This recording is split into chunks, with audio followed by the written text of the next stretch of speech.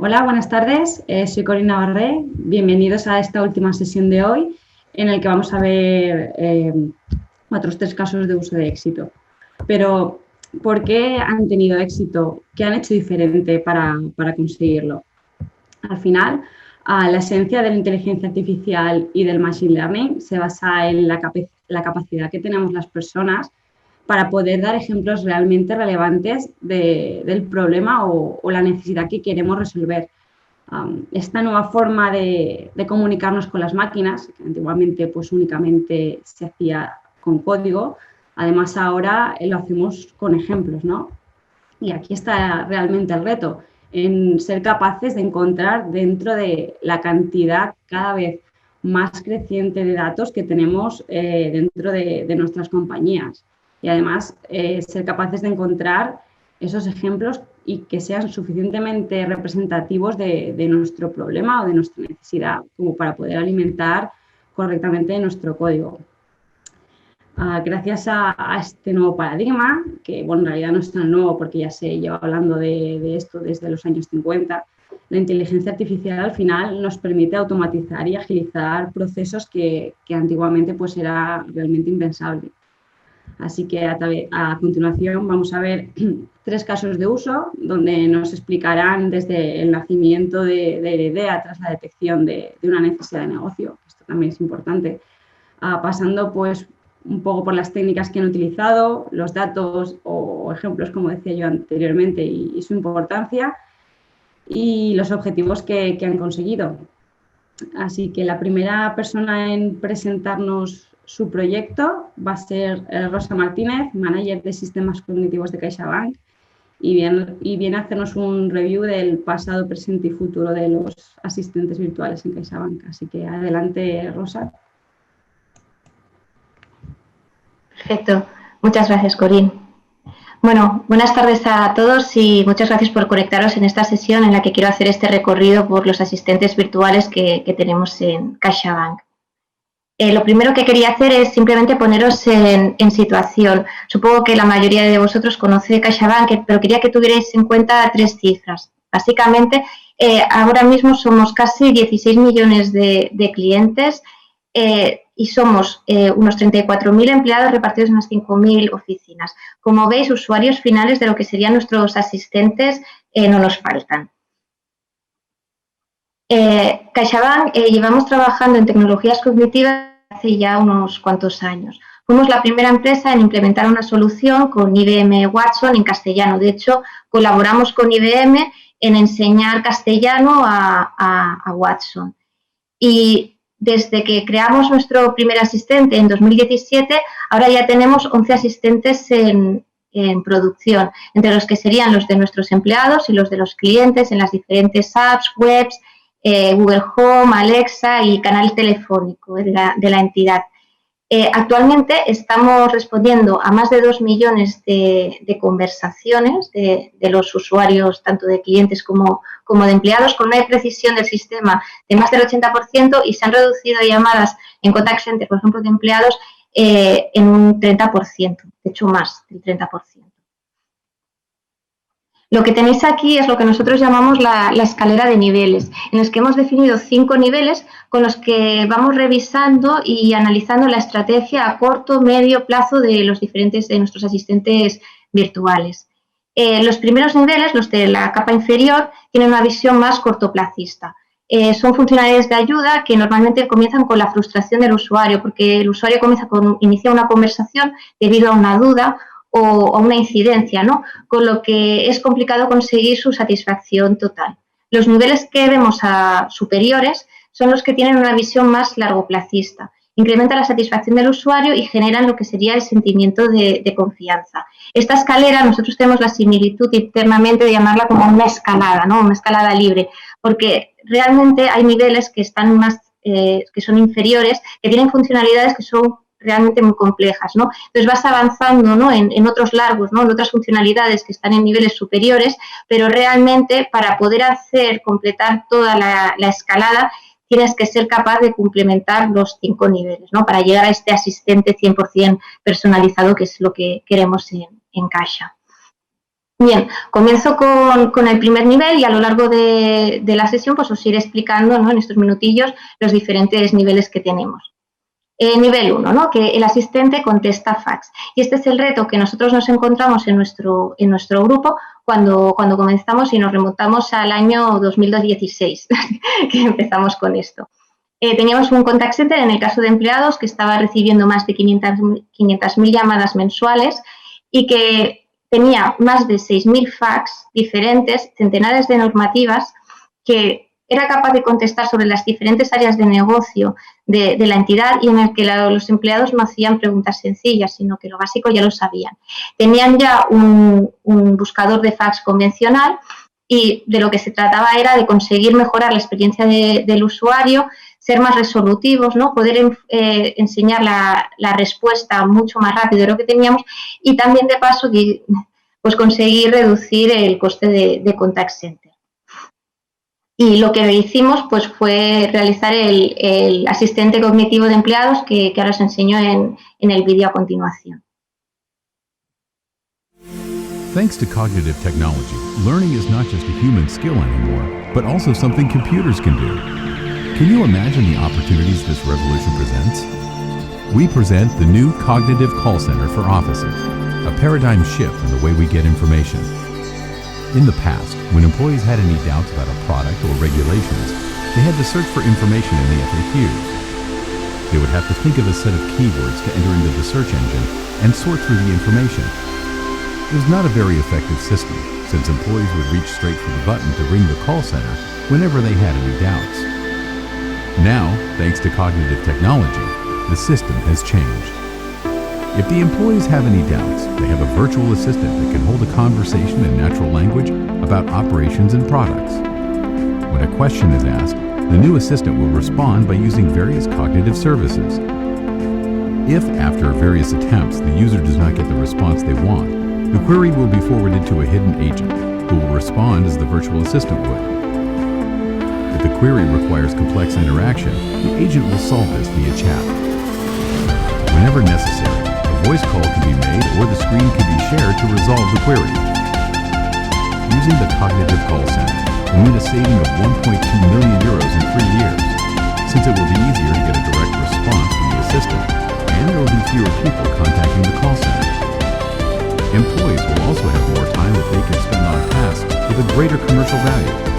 What's more, the project has involved expanding information sources, FAQs, regulations and catalogs, improving user experience. And, once again, this will put CaixaBank at the technological forefront in the banking sector.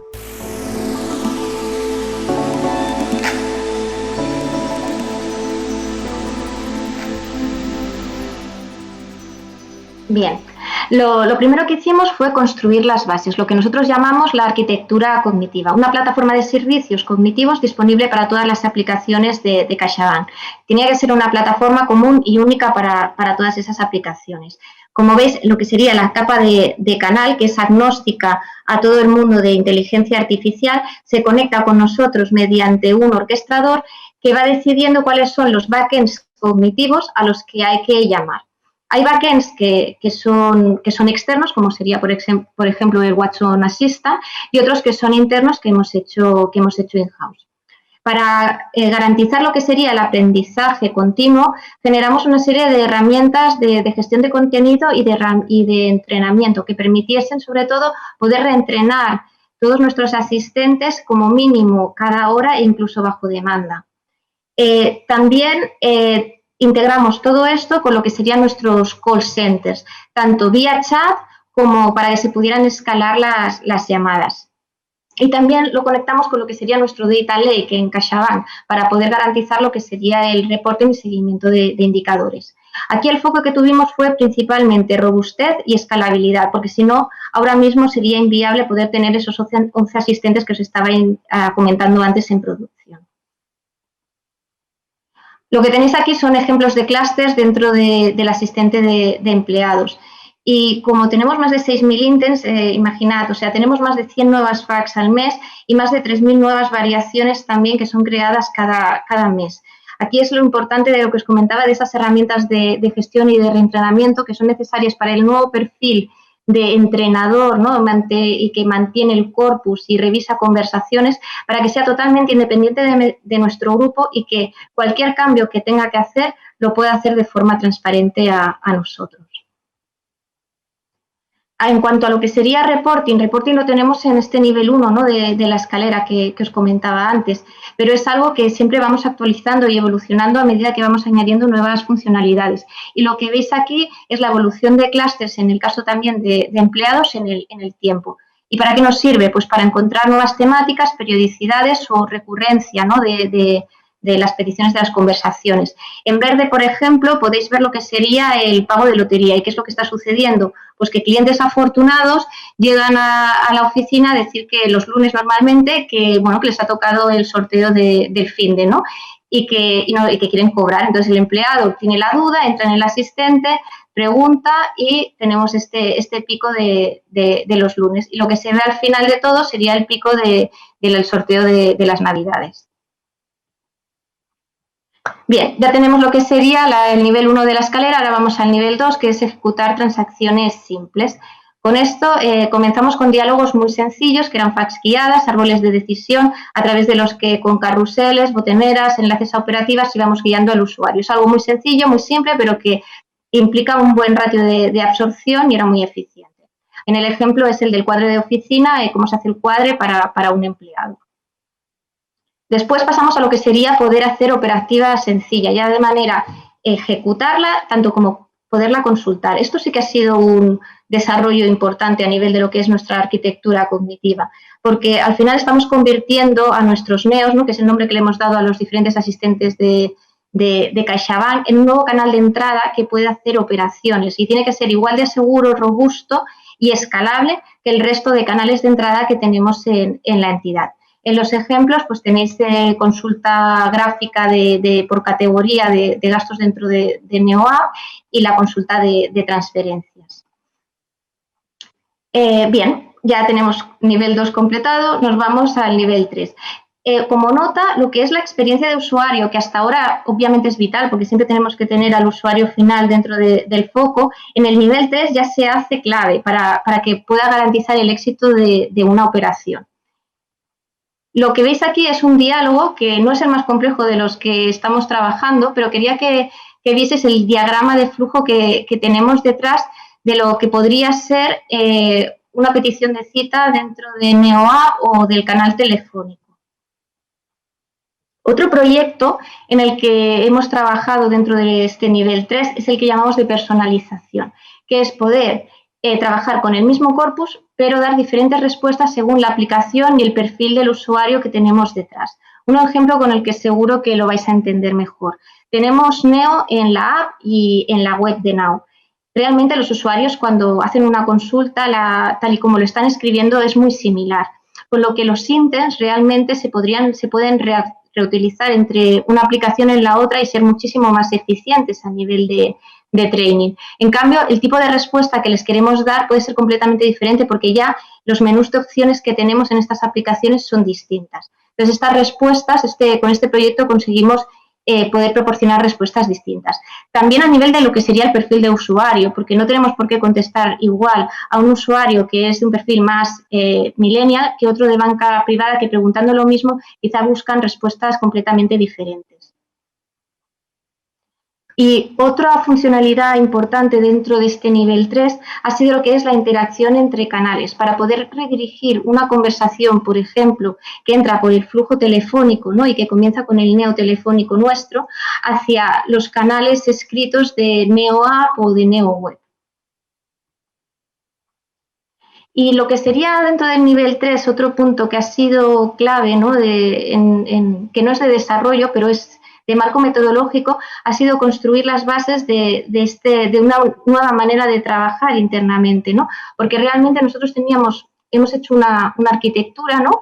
Pero realmente tenemos que poner transacciones, ¿no? Operativas complejas dentro de ellos y cada caso de uso es un mundo que necesita un análisis, una implementación, unos tiempos de desarrollo y necesitábamos encontrar una manera de ser ágiles y eficientes. Esto lo hemos conseguido con la creación de este marco metodológico.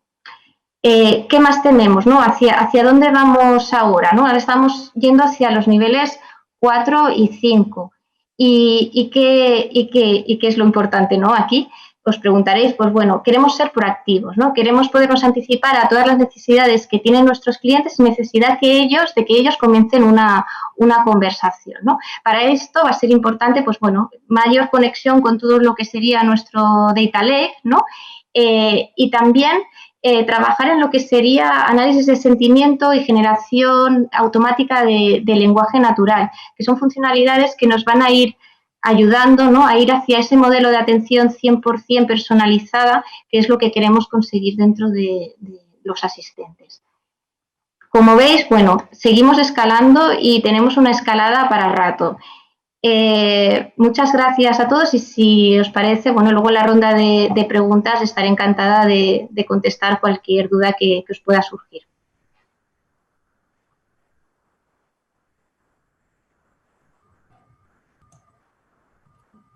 Muchas gracias, Rosa. A continuación, desde el CETITI, Alex Rúa, Data Scientist, y Esther Callizo, Manager de Proyectos TIC, nos presentan prediciendo las demandas de la ciudadanía para facilitar la toma de decisiones de la Generalitat de Cataluña. Adelante, chicos.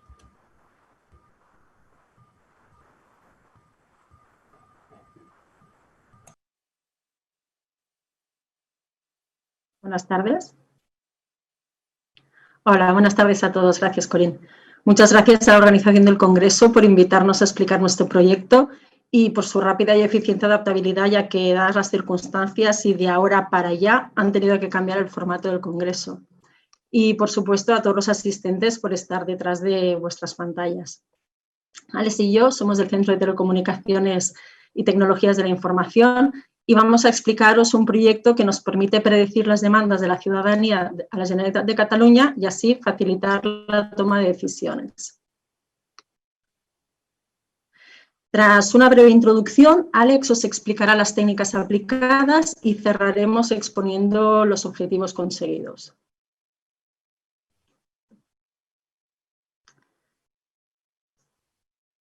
Para quien no conozca el CETITI, os explico un poco quiénes somos. Es una empresa pública creada en 1993 para integrar todos los servicios informáticos y de telecomunicaciones de la Generalitat de Cataluña en una única estructura. Además de garantizar que cada día podamos levantar la persiana de la Generalitat a nivel tecnológico y en muchos ámbitos no cerrarla nunca, seguimos diseñando nuevas soluciones día a día, fomentando e incorporando innovación tecnológica y transformación digital. Pensad que en el CETITI estamos gestionando cerca de 1.900 aplicaciones, casi 200.000 usuarios, más de 5.900 sedes conectadas, alrededor de 85.000 líneas telefónicas, 6 centros de procesamiento de datos, bueno, en fin, una auténtica barbaridad. Y para ello contamos con un equipo de 4.500 profesionales, de los cuales 270 somos personal interno de CETITI. Movemos un presupuesto de más de 600 millones de euros. Y en este día a día nos sorprendió la COVID, una situación de emergencia que nos confinó a todos y la verdad es que ha sido y sigue siendo un auténtico drama, pero también es una situación excepcional que nos ha brindado una gran oportunidad para innovar y para mirar nuestra realidad con otros ojos. En marzo, con el confinamiento, parecía que el mundo se había parado, pero todo lo contrario, se dispararon nuevas necesidades en la Generalitat y en muchos otros sectores, como hemos visto durante algunas ponencias de esta mañana. Y las necesidades de siempre simplemente hicieron un paréntesis. Eso nos lleva a pensar que tras el parón, además de todo aquello que la Generalitat se había visto obligada a gestionar debido a la pandemia, habría temas que estarían esperando una vez volviera todo a su sitio. Desde la Dirección de Innovación y Datos del CETITI, planteamos que para medir esta carga de trabajo deberíamos radiografiar lo que estaba pasando en la administración.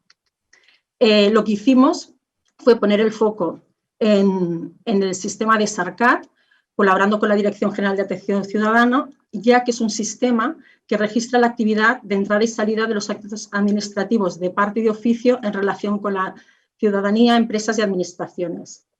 Es un sistema funcionalmente sencillo. Lo que hace es crear una anotación fidedigna de qué está entrando o saliendo de la Generalitat, desde dónde en qué día y hora concreto y dónde y a quién va dirigido. Pero aunque sea sencillo en concepto, es un sistema crítico, dado que registramos más de 10 millones de asientos anuales en un servicio 24/7 y contamos con más de 1.800 usuarios activos en el último año. Es por ello que tiene un gran potencial para mirar con una nueva perspectiva la actividad administrativa de la Generalitat de Cataluña.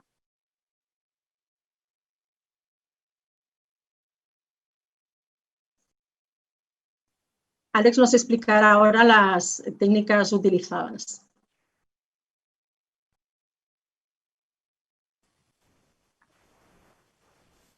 Sí.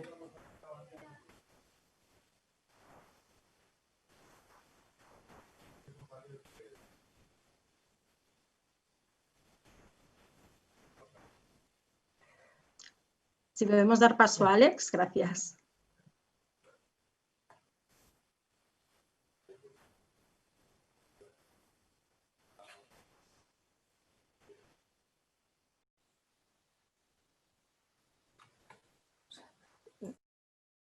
No estaba ahora. De acuerdo, pues ahora explicaré sobre las técnicas utilizadas. Como estaba explicando mi compañera Esther,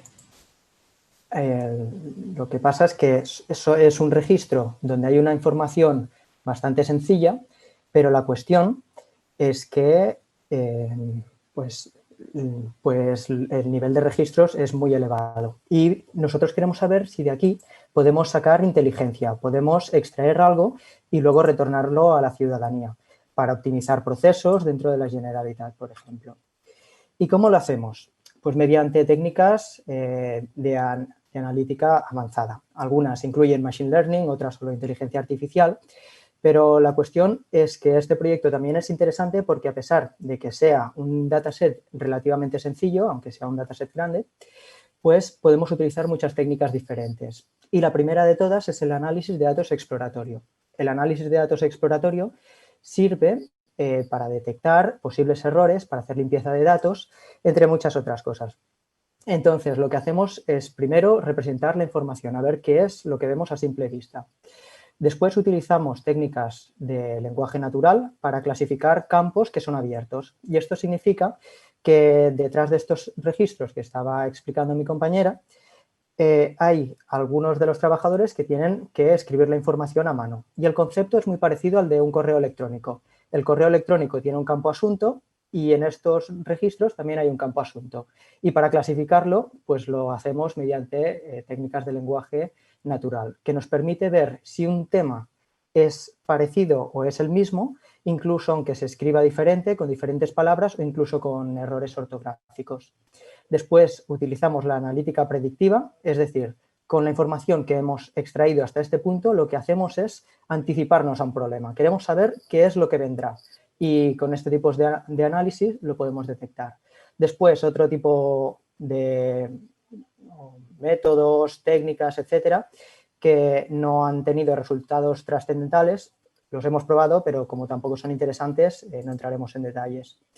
Y luego hemos utilizado la clusterización, que es un método de aprendizaje automático, que lo que nos permite hacer es segmentaciones. Las segmentaciones son interesantes y luego veréis por qué.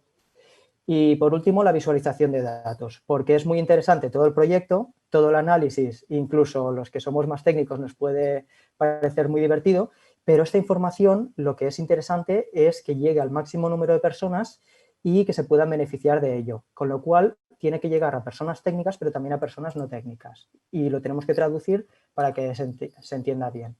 El primer método, que era la técnica de análisis de datos exploratorio, lo que hemos hecho es representar las entradas y las salidas de los registros que comentaba Esther.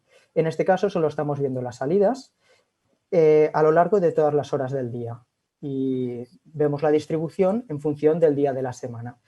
A simple vista podemos ver varias cosas. Lo primero es que las salidas se llevan a cabo entre las 8 de la mañana y entre las 3 de la tarde, más o menos. Pero vemos también que son procesos no automáticos y que es imposible tener el 100% de eficiencia durante todo el día. Con lo cual, hay una franja hacia las 10, 11 de la mañana que la eficiencia disminuye. Pero también vemos dos picos, uno a las 5 de la mañana y otro hacia las 9 de la noche. Y esto no es seguramente porque detrás haya trabajadores, sino porque son procesos automáticos. Y ahora empieza la cuestión de analítica de lenguaje natural. Para todos los departamentos que tienen diferentes procesos y diferentes motivos, pues los analizamos. Intentamos ver qué está entrando a cada departamento de la Generalitat. Y vemos diferentes asuntos. Entonces, los asuntos los clasificamos. Intentamos ver cuántos están entrando, cuántos han entrado históricamente y de esta forma hacemos una clasificación, que como no es un número, pues tenemos que utilizar otro tipo de técnicas. Y estas técnicas lo que nos permite es filtrar.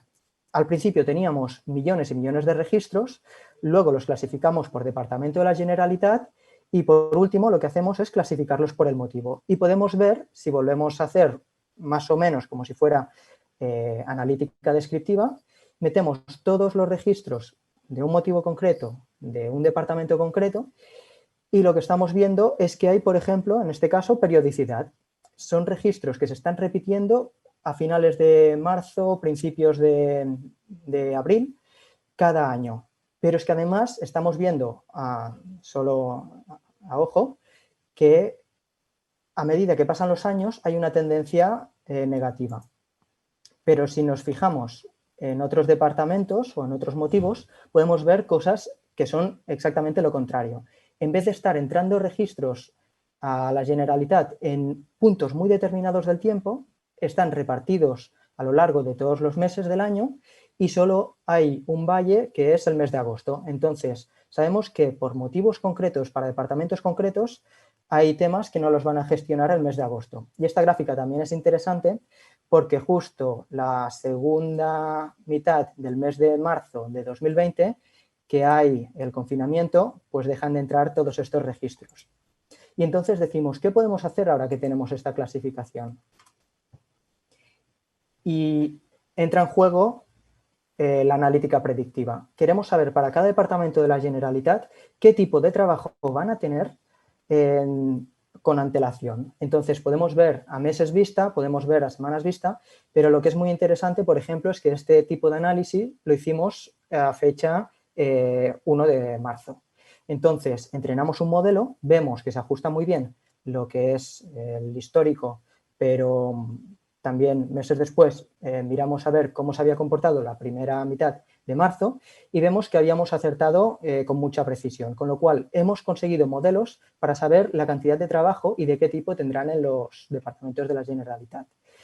Justo viene el confinamiento, el comportamiento cambia y lo que estamos viendo también es interesante porque ahora estamos viendo el trabajo que hemos tenido, el que habríamos tenido realmente y el que hemos tenido, con lo cual vemos una diferencia y esto puede ser un trabajo que potencialmente se tenga que hacer y se esté acumulando. Y entonces esta información, junto con mucha otra, pero aquí he resumido y solo he puesto 3 atributos, la podemos clasificar en un mapa. La cuestión es que estos registros hay algunos que se pueden hacer de forma online, pero hay otros registros que se hacen de forma presencial. Con lo cual, si mostramos un mapa de Cataluña y dónde están situadas estas oficinas donde van los ciudadanos a hacer un registro determinado, en función del porcentaje de la gente que va desde el mismo municipio, si tienen que desplazarse desde zonas más lejanas, si tienen mucha carga de trabajo porque tienen muchos asientos o tienen pocos, y la densidad de población de esa población donde está situada la oficina, podemos encontrar información muy interesante, como por ejemplo la que estamos plasmando en este mapa. Al haber hecho una analítica de tipo de clusterización, lo que podemos ver es que hay oficinas que se comportan de un modo y oficinas que se comportan de otro, con lo cual mostramos esta información a las personas que pueden tomar acciones gracias a estos datos y verán que si aplican determinada acción para optimizar los procesos en algún tipo de oficina, pues puede ser escalable y les puede funcionar también para otros tipos de oficinas y con esto hacer una estrategia óptima basada en los datos.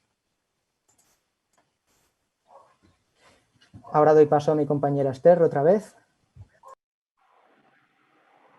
Hola. No tengo el mute. ¿Hola? Bueno, pues como mostramos si podemos ver también la presentación, este trabajo analítico sobre SARCAD también nos ha permitido ver los datos desde una nueva perspectiva y hemos podido dibujar sobre un visor cartográfico el movimiento de entradas de documentos a oficinas físicas. Podemos analizar dónde los ciudadanos entregan la documentación para la administración y dónde esta documentación se acaba gestionando. Los ciudadanos tenemos derecho a presentar un acto administrativo en cualquier oficina de la administración, aunque este acto esté dirigido a otro departamento, incluso a otra administración, sea local o estatal. En este mapa de ejemplo que os mostramos, hemos filtrado la red de oficinas de un departamento en concreto que tiene distribuidas en el territorio muchas oficinas y aquí vemos qué documentos está registrando dirigido a otro departamento de la Generalitat. Como estas oficinas no son directamente las gestoras de estos trámites, vemos cómo viajan a otros puntos del territorio donde serán gestionados, que son las flechas que vemos aquí. Si os fijáis, mayoritariamente van a las sedes centrales de Tarragona, de Girona y sobre todo de Barcelona. Aquí nos podríamos plantear la implicación en costes de valija, aunque la realidad es que en estos momentos no es donde queríamos poner el foco, ya que el movimiento de documentos básicamente es electrónico, debido a que cada vez está más implementada la digitalización en origen. Lo que sí nos permite es detectar si en ciertas oficinas necesitamos una atención más allá de un ámbito concreto para acompañar al ciudadano a realizar sus gestiones en la Generalitat. Porque vaya allí, porque sea un trámite o una gestión que no sea del propio departamento de la oficina.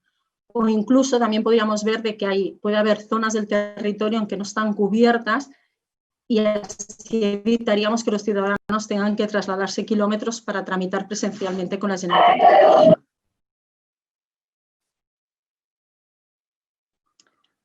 Como conclusiones, hemos de decir que este proyecto nos ha evidenciado el potencial que tienen los datos y el cambio de perspectiva que nos ha permitido analizar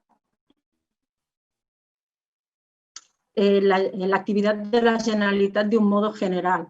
Y esto nos permitirá también hacer foco en aquellas temáticas que ya hemos visto que nos aporta valor poder hacer un análisis predictivo. Evidentemente, todas las temáticas que hemos extraído de este análisis, que hemos tratado 27 millones de registros y de todo lo que entraba, es cierto de que las temáticas tienen un sentido hacer una predictiva, pero de algunos para sus cargas de trabajo y optimizar sus recursos. El poder dar una visión funcional que sea entendible para negocios sin necesidad de que conozca los detalles de la algorítmica que se ha aplicado les puede dar mucho valor. Y ante esta visión poder decidir cómo utilizar sus recursos. Muchas gracias.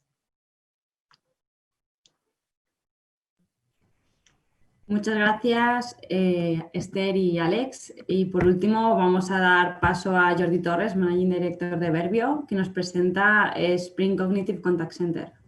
Así que adelante, Jordi, todo tuyo. Hola, buenas tardes. Bueno, pues gracias también a la organización del evento por habernos dado la oportunidad de poder presentar el caso de éxito. Hoy os voy a presentar este caso de éxito. Es un caso de éxito con un cliente nuestro, una telco norteamericana, una de las grandes telcos norteamericanas, Sprint, en la que aplicamos la inteligencia artificial sobre las tecnologías del habla, las speech technologies, para lo que sería la mejora y la mejora en la eficiencia y la mejora en la experiencia de consumo del contact center que tiene la compañía con sus clientes. En un proyecto de estas características se aunan dos elementos principales. El primer de ellos, y que es un challenge común en el que se están enfrentando muchas compañías hoy en día, es el terrible y exponencial incremento de las interacciones que los usuarios, sus clientes, finalmente mantienen con o quieren mantener con la compañía, con la marca, con la empresa. ya sea debido pues, a que los canales que se disponibilizan para el usuario o el cliente para entrar en contacto con la compañía pues, se multiplican, y también por la creciente exigencia del consumidor actual, ¿no? que requiere o exige un contacto directo y instantáneo y de rápida respuesta con la compañía, ¿no?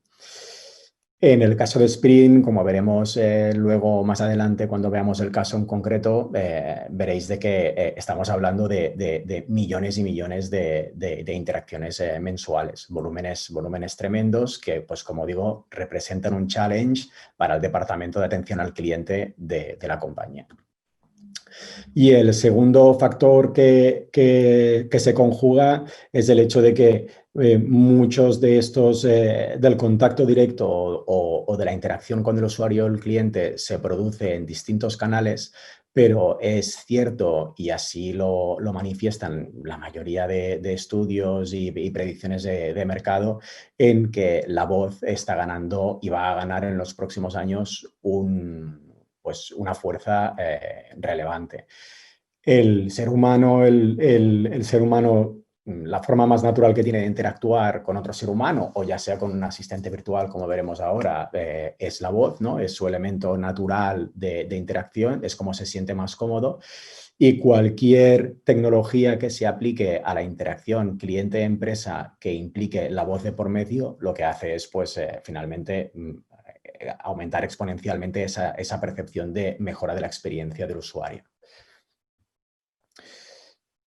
¿Por qué la voz, no? ¿Por qué Sprint decide de que la mejora debe ser a través de la voz? Pues también, como veremos luego más adelante en el caso de uso, porque permite una mejora de la eficiencia de los procesos, o sea, básicamente costes, ¿no? En una compañía como Sprint, el número de agentes involucrados en poder atender cliente, usuario final, estamos hablando de miles y miles de agentes, con lo cual un proceso que ayude a mejorar el desarrollo y el development de estos agentes, pues tiene un impacto significativo automático en costes. Y como decíamos, pues el hecho de que el usuario pueda interactuar no solo pues tecleando en un momento dado, sino que puede interactuar de forma natural usando su voz, aunque sea con una máquina, lo que hace es mejorar la experiencia por parte del usuario. Para él es más natural y por lo tanto es mejor. Para daros un poco de contexto, porque a lo mejor muchos de vosotros no conocéis Verbio, simplemente deciros, Verbio, como somos una compañía 100% centrada en lo que son las Speech Technologies, aplicación de la inteligencia artificial para lo que es la parte conversacional a través de la voz. Somos una compañía que está radicada en Barcelona, nuestros headquarters están en Barcelona, nacimos en Barcelona y seguimos en Barcelona. Somos una compañía pequeña que está creciendo, estamos alrededor de 80 personas hoy, pero sí que es cierto que a pesar de estar radicado en Barcelona, de hecho, nuestro volumen de negocio mayoritario es global y nuestros clientes principales están en zonas pues, como Estados Unidos, en Centroamérica, en México, Brasil, en Japón, en Europa en general, y tenemos oficinas en todas estas áreas para dar respuesta y soporte a este tipo de proyectos. El principal objetivo de Verbio básicamente es hacer que el ser humano pueda interactuar con una máquina o con, ya sea una máquina, cuando decimos una máquina, con cualquier tipo de dispositivo a través de la voz de forma natural, de la misma manera que interactuaría con un hombre. Y para eso aplicamos la inteligencia artificial sobre las speech technologies. Las cuatro tecnologías core en las cuales basamos todas las soluciones que desarrollamos serían estas cuatro y tres de ellas, son las que impactan y tienen impacto en este proyecto en el caso de éxito de Sprint, ¿no? Una es la parte de voice synthesis, ¿no? La síntesis de voz, lo que hace que facilitar que una máquina sea capaz de hablar, transformar ceros unos textos finalmente en fonemas, en sonido, en voz. Otra sería la parte de reconocimiento, ¿no? Que sería el canal inverso, que la máquina sea capaz de entender, convertir el audio en texto, que es lo que la máquina es capaz de entender, y cuál es el significado y el intent que está detrás de lo que el ser humano está diciendo, ¿no? Qué es lo que quiere decir aquí, cuál es el intent de contenido en aquel mensaje de texto. Otra tecnología core sería la de los speech sensors, ¿no? Aquella información que cualquier ser humano interactuando con otro ser humano a través de la voz extrae de la voz, ¿no? Ya sea, pues, puede ser la edad, puede ser el sexo, pero también puede ser, y muy importante, la parte emocional, ¿no? Pues que la máquina sea capaz de extraer ese mismo tipo de información de la voz. Y por último, la parte de Voice Biometrics, en la que la huella bucal no deja de ser una huella biométrica, igual que es una huella biométrica la huella dactilar o la huella facial, pues lo mismo, usamos la huella bucal para identificar o autenticar a una persona en diferentes tipos de casos de uso, ya sea de autenticación, de identificación y demás. Bien, basados en estas 4 tecnologías y pasando ya al caso concreto del Success Story de Sprint, en Sprint lo que pusimos en funcionamiento fue una solución que nosotros le llamamos pregunta abierta, que consiste básicamente en sustituir lo que habitualmente sería un entorno de contact center por teléfono basado a veces en menús muy tediosos de tonos o incluso un sistema de contact center directamente atendido ya de primera mano por seres humanos, pues sustituir eso por un asistente virtual, un sistema que lo que hace es, mediante una pregunta totalmente abierta, y por eso se llama pregunta abierta, en cómo puedo ayudarle, el sistema es capaz de entender qué es lo que está diciendo aquella persona, aquel usuario, qué es lo que quiere hacer aquel usuario, cuál es su intent, para qué está llamando, y el sistema lo que hace básicamente entonces es derivar al punto final al cual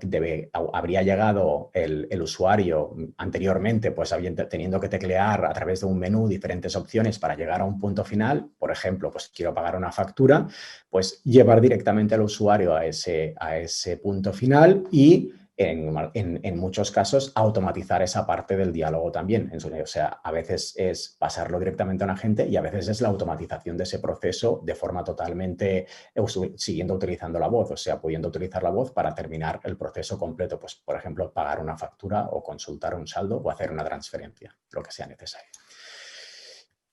¿Por qué el sistema de pregunta abierta? ¿Qué es lo que busca? Pues al final es una aplicación de lo que sería la inteligencia artificial 100% dirigida a solucionar una cuestión de negocio, ¿no? La cuestión de negocio en este caso es muchos contact centers se encuentran con el challenge, como decíamos, que en base a tener que atender grandísimos volúmenes de usuarios, hay grandes deficiencias en el servicio, ¿no?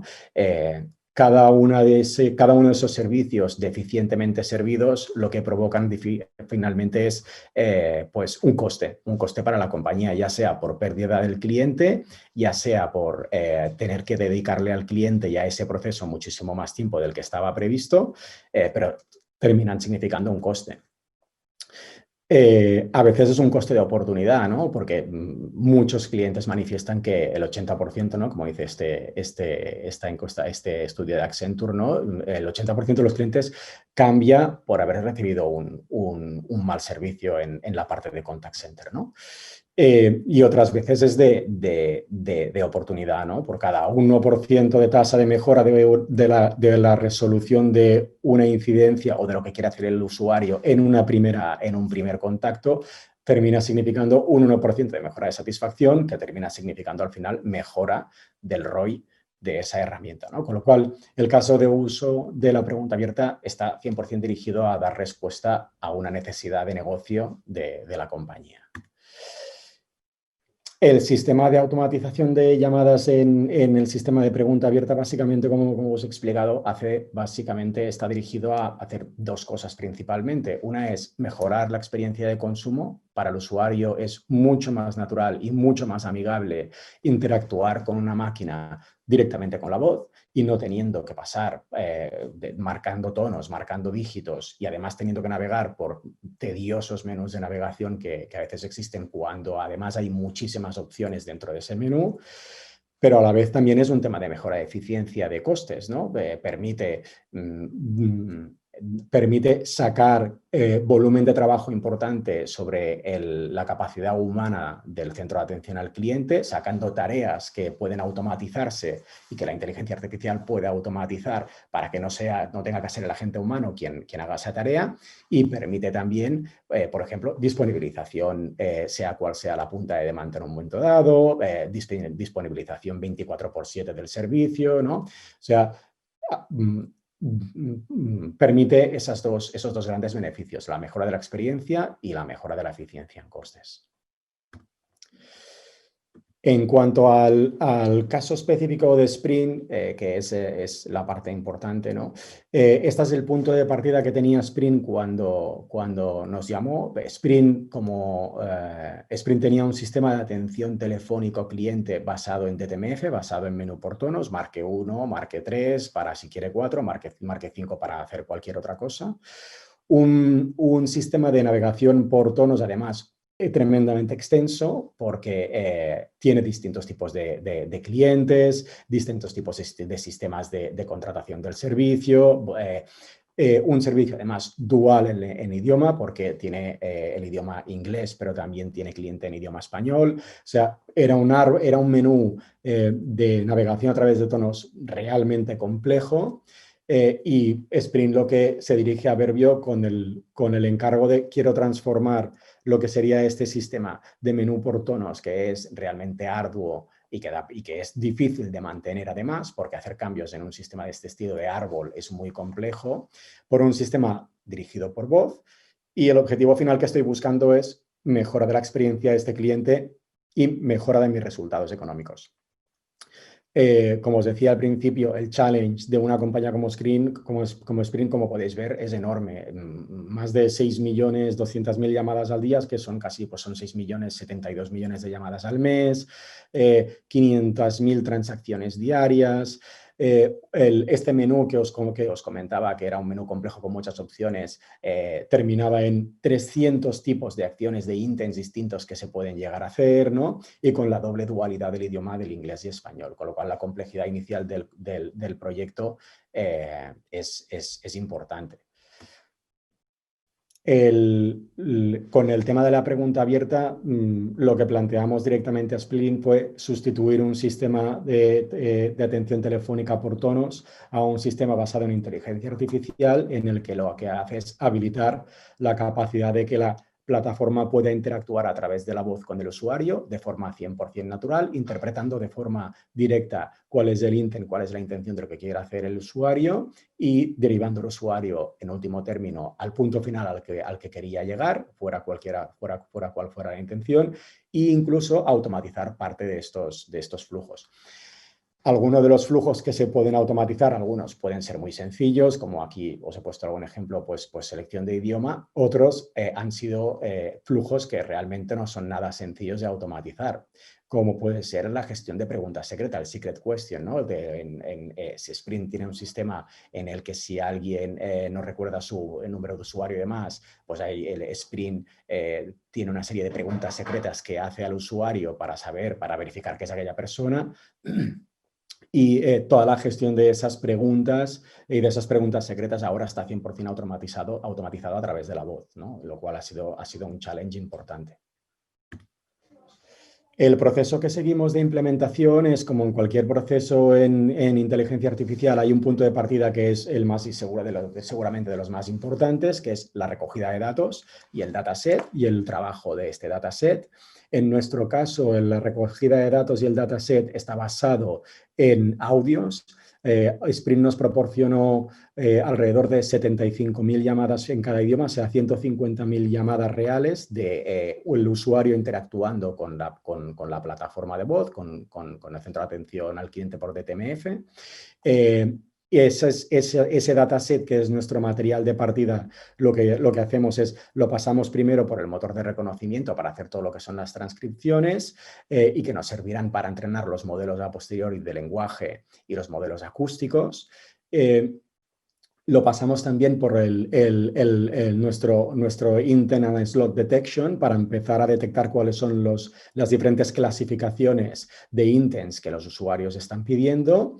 Y luego, además, Utilizamos en este caso un modelo telco nuestro que ya está preentrenado. Al tener experiencia y otros proyectos en el sector telco, pues hay una serie de parte del lenguaje que habitualmente ya todas las telcos utilizan y eso permite acelerar el proceso. Hay un sistema que es el Mago de Oz que básicamente lo que hace es que se utiliza en esta fase previa en la que se ha utilizado el motor de reconocimiento y el motor de clasificación estadística para ver que estemos clasificando y reconociendo bien. Es un sistema de verificación y a partir de ahí, que esto se hace una primera vez, con esto ya empezamos con el sistema de entrenamiento. Estos datos lo que hacen es entrenar los modelos ya sea de lenguaje y acústicos. Modelos de lenguaje, ¿por qué? Modelos de lenguaje porque no es lo mismo el lenguaje que utiliza un usuario para interactuar con una telco que para interactuar con un banco. El lenguaje es distinto. El lenguaje propio de la compañía, de la marca, ¿no? De pues, productos específicos y demás. Y hay modelos acústicos basados también en acentos. En Estados Unidos, por ejemplo, cuando hablamos del inglés, el inglés es una lengua muy genérica, pero que se habla con acentos muy distintos, acentos hispánicos, acentos indios, acentos asiáticos, con lo cual hay que entrenar también los modelos acústicos. Con esto luego empezamos a hacer clasificación de negocio. Con el negocio, o sea, empezamos a definir los intents que hemos reconocido, empezamos a acordar con negocios si son importantes o no. Entrenamiento posterior de los modelos de NLP. Y la depuración de datos. Y esto es un entrenamiento es iterativo, ¿no? Se va reentrenando mensualmente para llegar a mejoras de accuracy. Y esto, para finalizar, son los resultados finales que conseguimos en el proyecto, ¿no? Estamos en una accuracy superior al 93% en el inglés y el 95% de precisión. Significa que en el 93% como mínimo de los casos entendemos perfectamente cuando el usuario está hablando qué es lo que quiere hacer, ¿no? Y al final lo que quería Sprint, ¿no? Que era la mejora de la experiencia y la reducción de costes, pues esto se ha traducido en un 3% de incremento, que en volúmenes de millones de llamadas como en este caso, los ahorros económicos son enormes, ¿no? Y este es el caso de uso de Sprint. Muchas gracias y si tenéis preguntas, pues ahora al final las resolvemos. Genial. Muchas gracias, Jordi. Pues bueno, tenemos tiempo para un par o tres de preguntas, así que vamos al lío. Muy interesante las tres presentaciones y los tres proyectos. Yo creo que importante, ¿no? Es que al final estos proyectos los están utilizando personas ajenas al mundo técnico, ¿no? Que no tienen nada que ver y que no conocen las técnicas o lo que hay por detrás. ¿Qué reacciones están teniendo estas personas cuando les presentéis el proyecto y lo ponéis en marcha? Sobre todo, por ejemplo, a lo mejor en CaixaBank, ¿no? Que estáis, bueno, vuestros sistemas asistentes virtuales los utilizan al final clientes externos y internamente también, ¿no? Sí. Bueno, en general son buenas, aunque obviamente siempre hay algunos usuarios que son más reacios, ¿no? A lo que sería el uso de asistentes. De todas formas, nosotros, independientemente del canal que sea de entrada, el de clientes o de empleados, siempre permitimos el escalado final si es necesario a un agente humano, ya sea chat o por teléfono. De hecho, hay algunas consultas que es normal que directamente vayan escaladas a un agente humano porque el asistente cognitivo no puede contestarlas porque es algo que tiene que hacer realmente un agente. Dicho esto, en los casos en los que realmente puede ser contestado, resuelto 100% por asistente cognitivo, realmente el tiempo de respuesta puede ser mucho menor a lo que te daría un agente humano, porque bueno, hay que tener en cuenta pues, que no hay tiempos de espera, ¿no? Y que el asistente trabaja 24/7, ¿no? Entonces, al final es satisfactorio cuando realmente te dan una respuesta que es correcta. Desde Verbio, ¿qué tal ha ido con Sprint? Yo creo que lo que es muy importante siempre es gestionar bien las expectativas del usuario, ¿no? Y en este caso hay un usuario interno que, pues, por ejemplo, en el caso de Sprint es la compañía y luego el cliente. Nosotros siempre decimos de que un sistema de este estilo requiere su tiempo de deployment de proyecto, pero luego también hay una curva, ¿no? Una curva de mejora de los accuracies, ¿no? Los accuracies inicialmente a lo mejor no son muy elevados, pero rápidamente crecen. O sea, yo creo que lo que es muy importante es gestionar bien las expectativas habitualmente con negocio, que como tú dices es con quien habitualmente es más ajeno a este tipo de tecnologías. Alex, por vuestra parte. Pues para nosotros, o sea, yo creo que para negocio, pues el hecho de ver los datos de una manera distinta y además traducida, ¿no? Que pueda ser entendible para ellos, pues sí que les va a aportar mucho valor, y yo creo que han cogido conciencia de todo aquello que tienen dentro de la administración y que le podrían sacar muchísimo partido aplicando estas técnicas, aunque para ellos sean desconocidas, pues para eso están los técnicos, y luego pues poderlo traducir y de esta manera obtener valor. ¿Cuál creéis que ha sido el motivo por el que han tenido éxito los 3 proyectos? Porque al final, ¿no?, están siendo utilizados. En el caso de Sprint, pues al final es una empresa muy grande, en CaixaBank un montón de usuarios, y bueno, en caso del CTT, más enfocado, ¿no?, entiendo que usuarios de negocio, pero han salido bien. ¿Cuáles creéis que han sido los factores que han influido? Si queréis empezamos por el orden que habéis presentado. Rosa, tú la primera. Bueno, a ver, al final en nuestro caso, al tratarse de asistentes, teníamos ya un canal de entrada, ¿no? Es decir, había ya un volumen de preguntas que sí o sí al final están entrando por nuestro funnel, ¿no? Que es lo que llamamos, y que al final estamos absorbiendo. Factores clave, al final, en mucho lo que sería, por ejemplo, la metodología de trabajo con la que estamos trabajando, ¿no? Es decir, el modo agile, ¿no?, de que estamos teniendo además, bueno, desarrollando pues el mínimo producto viable, ¿no?, y tener mucho el foco de las necesidades del usuario final, ¿no?, y no construir catedrales que luego a lo mejor no son servibles, ¿no?, y ir viendo poquito a poquito, ¿no?, que vamos cumpliendo con todas las expectativas y rehaciendo camino cuando es necesario. Esther o Alex.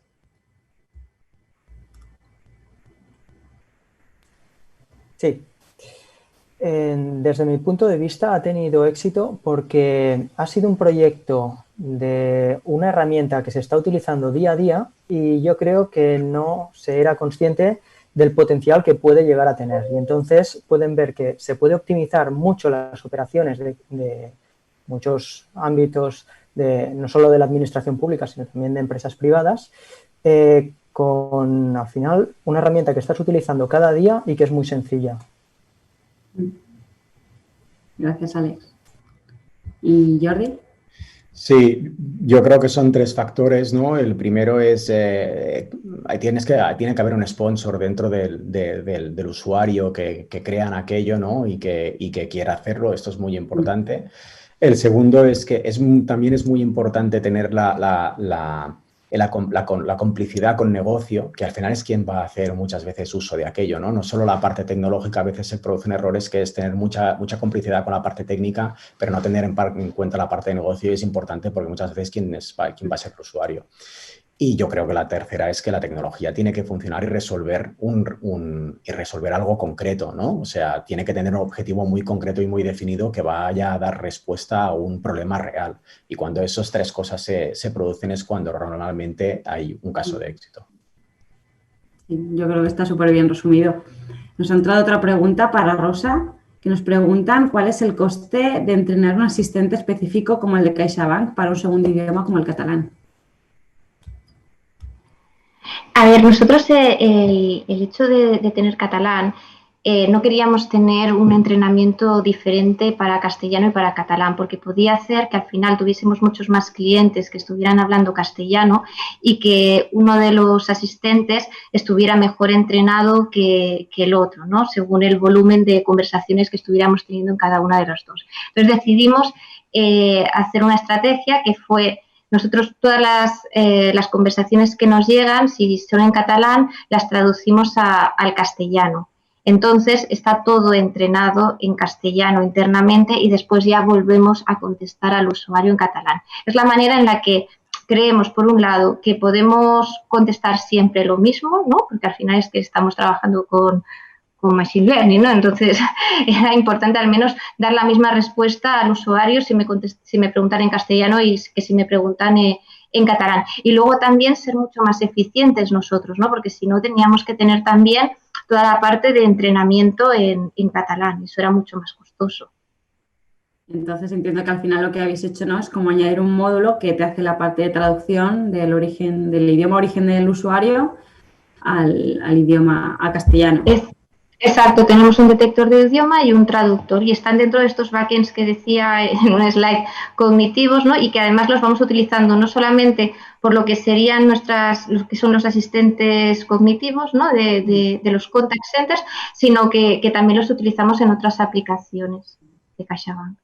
Bueno, es una forma de hacer el sistema más escalable porque hasta si ya detectáis el catalán, detectar cualquier otro idioma es más fácil, ¿no? Yo creo que ya hacemos, si queréis, la última pregunta y cerramos por hoy.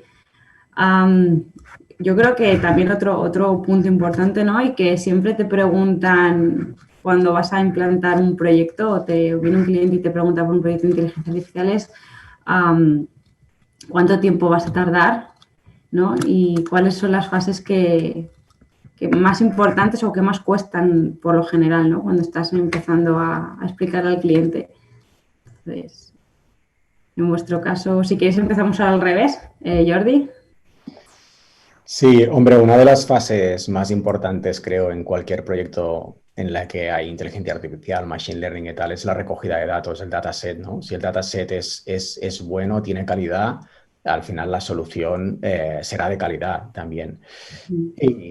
Y donde hay que dedicarle más cariño y tiempo muchas veces es en los entrenamientos de esos modelos, y eso es lo que va a derivar finalmente en que el proyecto sea un éxito o no. Sí, comentabas el tema de los datos, que lo ideal siempre es que te pasen los datos limpios y preparados para empezar con el proyecto, pero es raro que se dé el caso, ¿no? Sí, no es tan fácil, normalmente no es tan fácil. Sí, exacto. Suele llevar mucho trabajo conseguir los datos que necesitas y prepararlos, ¿no?, para poder empezar con todo el resto del proyecto. Alex, Esther, por vuestra parte. Por nuestra parte, pues realmente sí, la extracción de datos tuvo su qué, porque además recogimos todos los datos de 2018, 2019 y el primer trimestre del 2020, que eran más de 27 millones de registros, pero yo creo que donde nos costó más es en aplicar las técnicas de lenguaje natural, debido a que como era un campo abierto y era muy variopinto, tuvimos que hacer una doble revisión y entrenar un poco el sistema, porque si no era como prácticamente imposible que nos agrupara correctamente lo que nosotros esperábamos. Pensar que sí que cuando se hacen registros de forma automática, pues el campo este asunto, que es el que comentaba Alex, está más estipulado, pero en las oficinas presenciales lo ponen de cualquier manera, y entonces sí que yo creo que fue la fase que más nos costó. Sí, yo creo que más o menos vamos coincidiendo todos. Rosa. Vale, en nuestro caso, en el grupo, claro, al final tenemos también la parte de asistentes virtuales, pero también hacemos otras soluciones, ¿no?, relacionadas con inteligencia artificial, ¿no?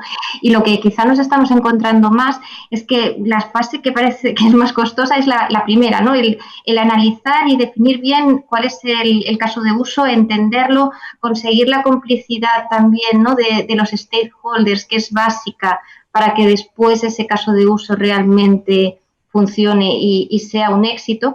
Y también entre lo que estabais comentando todos, ¿no?, antes, en esta fase también está el pequeño análisis ese de, oye, pásame los datos, ¿no? Dámelos, están todos en crudo, el caos total, ¿no? Los analizo, lo reviso y veo si realmente tiene sentido aquí aplicar inteligencia artificial o con un software más as usual, ¿no?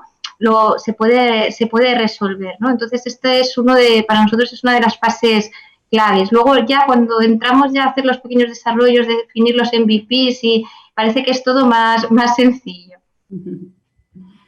Sí, estoy de acuerdo, Rosa. Yo creo que nos hemos quedado ya sin tiempo.